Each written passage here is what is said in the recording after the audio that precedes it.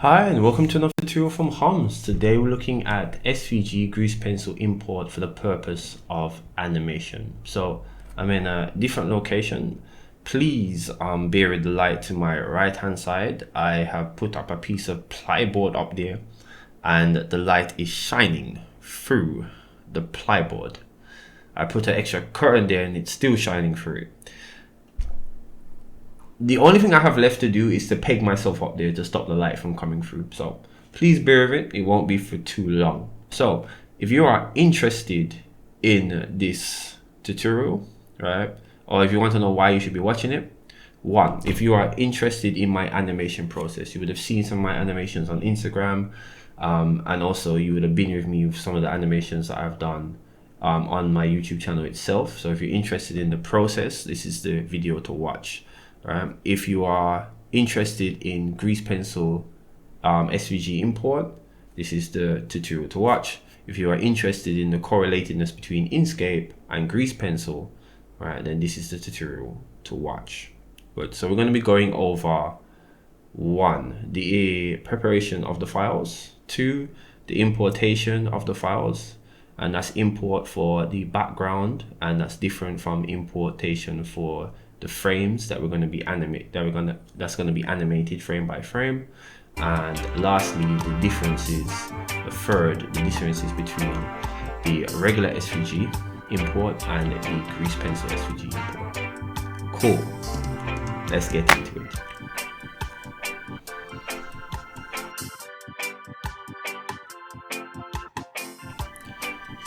Okay, so we're looking at importation preparation from Inkscape into Blender grease pencil. So I've got my library illustration in front of me, and we're going to be animating the foreground element, which is Tuma, my main character for my series, turning a book, pages in the book, and we're going to have Asher jumping to reach the book. Now this animation is already done. This is on my Instagram, so just going to show you quickly for those who are not on my Instagram, right, to show you what this animation looks like.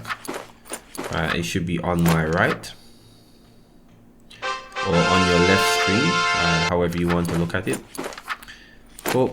And that is the animation. So if we go back to what we have here, we're going to, even though the animation is done, we're going to prepare the files as if we're going to do this animation.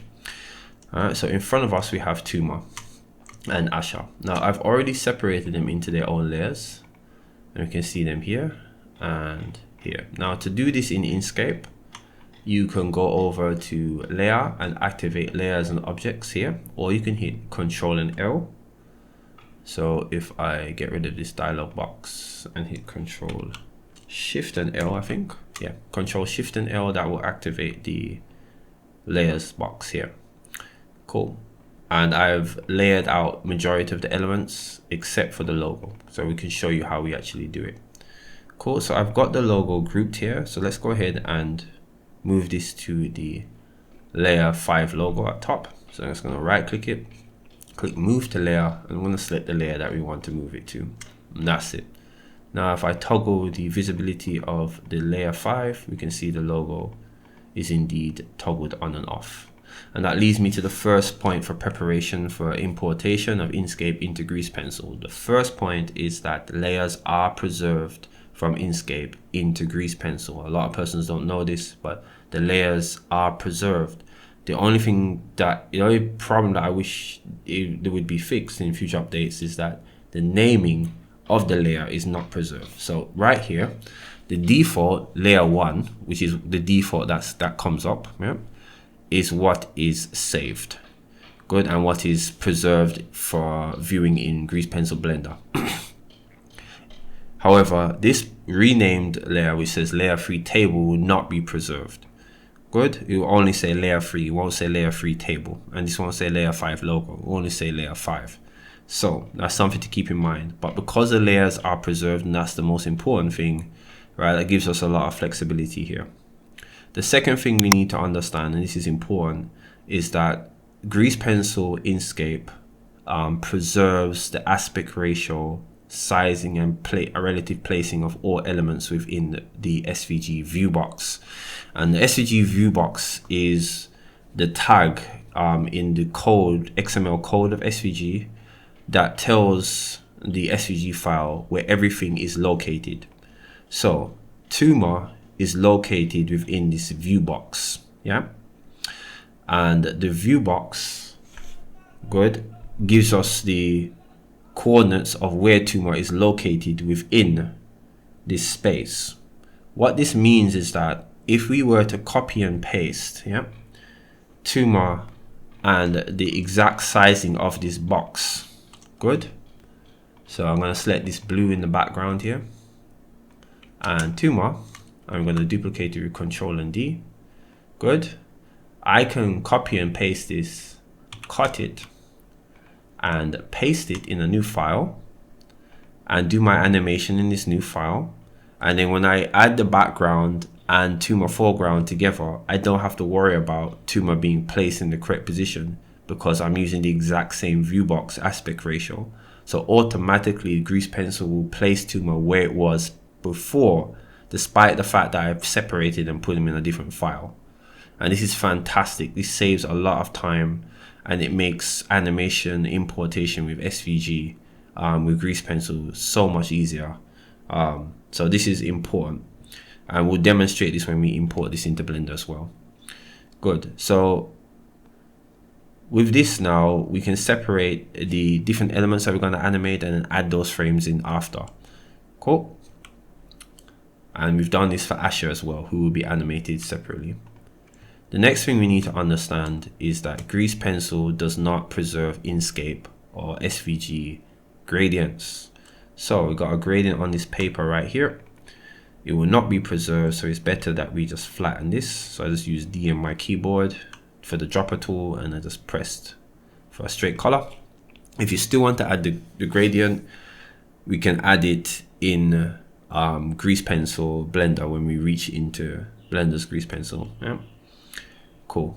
And I think that covers everything you need to know for the importation.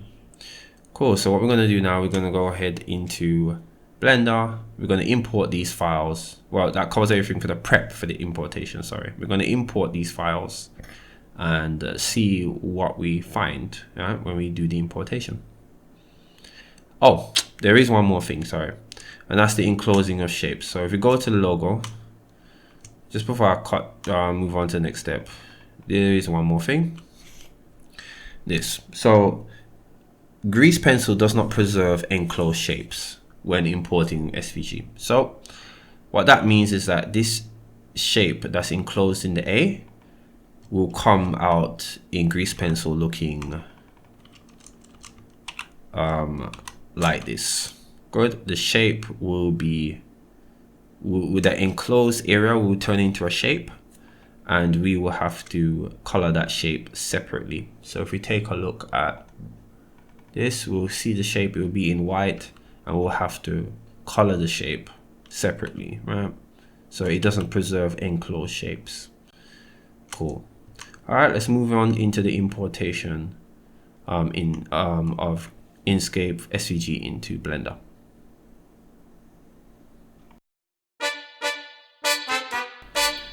Okay, for the importation into Blender, we're just going to go over quickly what we've done for the animation frames. So when I separated Asher and Tuma, we did the animation for each one of those. It's completed, and on my right here we can see all the frames as separate layers. So if I go ahead and just click off the visibility of all of them, we can see that these are indeed the frames. Good. For the animation here, all colored in and ready, 38 of them. Cool. So what I would do here is that, having kept Asher in the same aspect ratio for the duration of the whole animation, we're just going to go ahead and go over to batch export, and in batch export we're going to hold and select export selected only. Good. Make sure all the layers are visible and none of them are locked. Good. And then we go over to the format, type in Inkscape. We find the file path that we want to showcase. Let me just move my head. Good. Where we want to showcase here, this is where the file path, we search and find it, and then we go ahead and export. and it will export every one of the SVGs. Right, important that you tick export selected only, or else it's just going to repeat one frame. Right, you want to go through all of the frames in the layers, and you want to make sure you're in layers. By default, I think layers is selected, so you want to make sure you're in layers, not pages or selection, but layers. Good. Once you do that, you export, and it will export all your files in SVG. And we did the same for Tuma. Good, making sure that all of Tuma's reading layers are done, and you perform the same batch export, layers, export selected only. Make sure the format is SVG, and then export that. Good, cool. So we're gonna move on into the importation of the frames into Blender. All right, so we're in Blender 4.2. I'm going to go ahead and import. So I'm just going to go ahead and navigate to File, Import. I'm going to go over to SVG as Grease Pencil. There's another SVG at the bottom here, which is Vector Graphics SVG, but we're going to use SVG as Grease Pencil here instead. I've assigned Shift Q. That is not a default shortcut. That's my own shortcut. You can apply a optional shortcut if you wish, by adding a change shortcut for me, but it would be add shortcut for you, and you can put your own shortcut. So for me, it's Shift Q. So it's going to go ahead and hit Shift and Q, and we're going to go ahead and import the library background here. Now, because I'm on a Cartesian plane and my camera is orientated to that's where the Y is on the vertical and the X is on the horizontal, my file is imported on its side. So I have to hit RX -90. R for rotation, X for the axis, and -90 is how much I want to rotate it by. Good, where the negative indicates the direction and the 90 the amount of rotation. I'm going to press S now to scale this up, and it doesn't matter how much I'm scaling it by, because the aspect ratio is maintained, as we're going to show you. I can scale this by any amount and move this by any amount, and I'm still going to have the image in the relative same place. So let's go ahead and hit let's look at the layers first. Actually, you can see the layers have their own names here, not the ones that we assigned them. Good, but they still maintain the objects that are in the layers. So hopefully in the future, Inkscape can collaborate with Blender to ensure that the layer names are maintained. Cool. All right. Okay, inside here, we can see here that the A has not maintained its shape. All right. As mentioned prior, it has indeed maintained its enclosure, sorry. It has changed it to a shape, and we have colored that shape accordingly. We did this in Inkscape. You can do that in Blender as well, but we did this in Inkscape prior so that we didn't have to worry about this problem. All right, sorry for the bike. Lots of bikes in my area where I'm currently. All right, so we have Asher here and we have Tuma. So let's go ahead and just name this. This should be Asher's layer right here. Good, and this should be the table. This should be Tuma, and this should be the logo. And then we can put this last one as the library quickly. I'm just renaming them.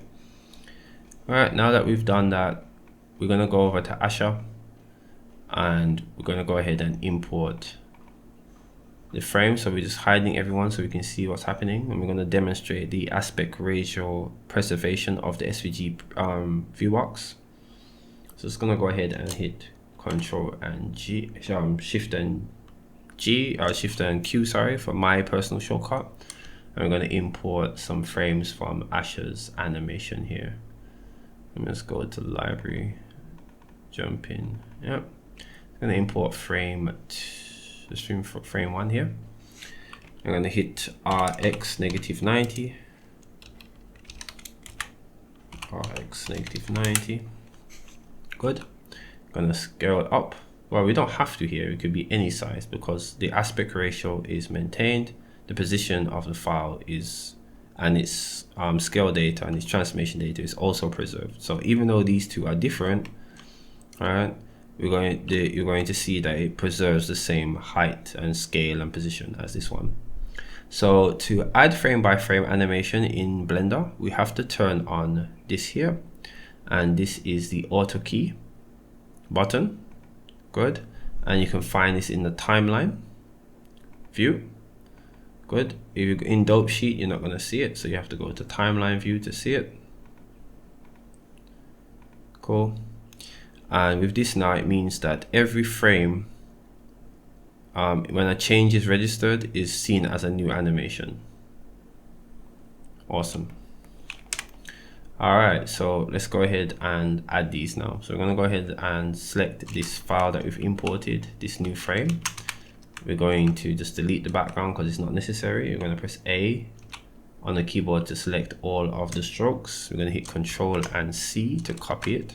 I'm going to press Tab to come out of edit mode for the grease pencil. We're going to select the Asha where we want this new frame to be pasted, and then we're making sure the Asha layer is selected, right? And we're just going to go ahead and move it a frame. We're going to move it to frame 2 here, and we're going to paste, and we can see that a new frame has been added. Now, because I didn't do the aspect ratio perfectly, there is a bit of lateral movement. You can see it here, but for the most part, for everything else, the size and the position is basically the same. So despite copying from a smaller scaled image, right, from a separate SVG file, because we maintain the aspect ratio, right, Grease Pencil's ability to maintain the viewbox data and position and stuff like that in accordance to the dimension of the size of the Inkscape file, it has basically appeared in the place that we need it to be. So what we can do here, because it's a little bit higher, it's an easy fix. We can delete this first frame because it's just there as a placeholder. So we can go to Asha and just delete this first frame here with D and place this new frame here. And we can go over into our data properties, and we're going to go into transform.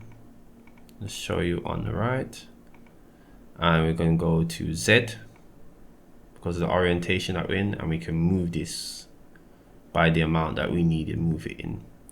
So now any other frame that we import will conform to the position that we want. So let's go ahead and add another 3 frames so we can show you what we're talking about. This is the first one we added. We're going to add layer 2. We're going to go RX -90.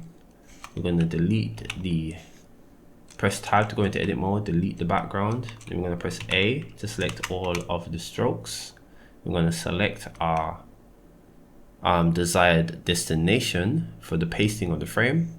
We're going to move to frame, just move to frame 3 for now. I'm just going to go ahead and paste this. And we can see now we have a brand new frame here. Good. Let's go ahead and do this a couple more times so that we can see the process. Delete the frame, hit Shift and Q, which is my personal shortcut. It's not the default. Right, but you can see why I would have a shortcut for this. Right, press Tab to go into edit mode, delete the background, copy the strokes with A, come back into this. Right, making sure that we want a new type frame, and we paste with Control and V. Right, and we can see here how the animation is looking. Good. So essentially, this is how I import SVG frames into Blender. Good. And this is the process that I would use to animate each piece. Right? Now, if I want to, I can scale the camera so that it fits the frame and then make it a square. And that's how we would have the frame. So we just pretty much go to the output here, and I'd use the 1920, copy and just paste it, and then just pretty much just zoom in essentially, and you've got your square Instagram format here. Oh, this is something to notice. Just remember that the auto keyframe also stores transformation data. So when you scale things in and out, it will store it as an animation. So you'll have to toggle this on and off and delete keyframes. Can be a bit tiresome, but it's something to keep in mind. Right, good. So when you finish that now, you can get something that looks like this, which is the original. Good, and you can see the full animation. All of the frames have been added, as well as Tuma turning his book. And we see all of it here. And this is basically the process for importation into Blender. Good. Now, if you want to add back the gradient, you simply just have to go to the object that had the gradient on it, and you'd add a new material. Good, I have a material here. Good, and we can see this material is affecting it.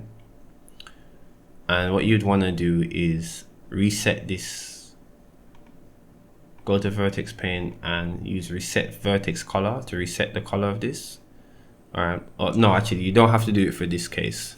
All you have to do is to create a new material. So let's go ahead and show you it actually quickly. We're going to create a new material here. Press new material.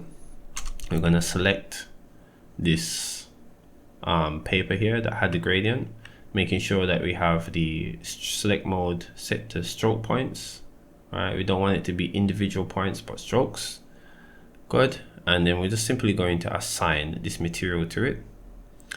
We're going to take out the stroke, or we're going to keep the stroke and add a fill, and we're going to change this from solid to gradient. And then with this now, we're going to take out the blend, and you can begin to play about with these values to get the type of gradient that you're looking for. And we can see that the color is changing on the screen as we would choose it. So you would rotate it to get it how you want. You'd use scale to increase the amount of gradient that you get and stuff like that. So that's how you'd get your gradient with your paper. Cool, so we can move on to the final step now, which is the differences between the SVG import and the grease pencil import.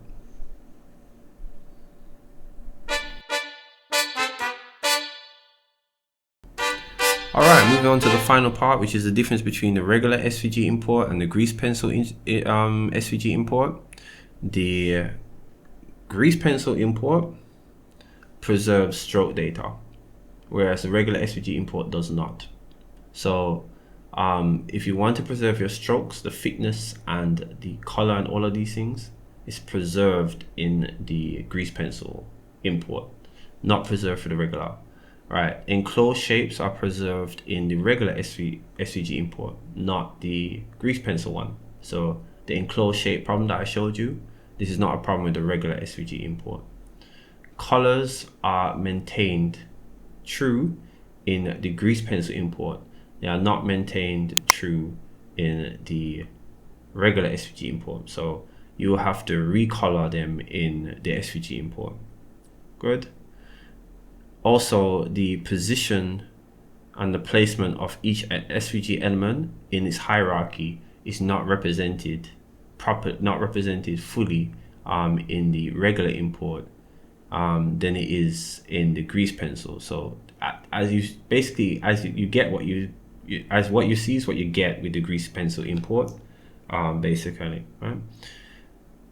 However, that said, the materials are far more editable with the regular SVG import, and those materials are ready for 3D manipulation, whereas the objects importing grease pencil are basically only manipulated by grease pencil objects. Now, I don't know if the new update that allows geometry nodes to work with grease pencil also allows external materials,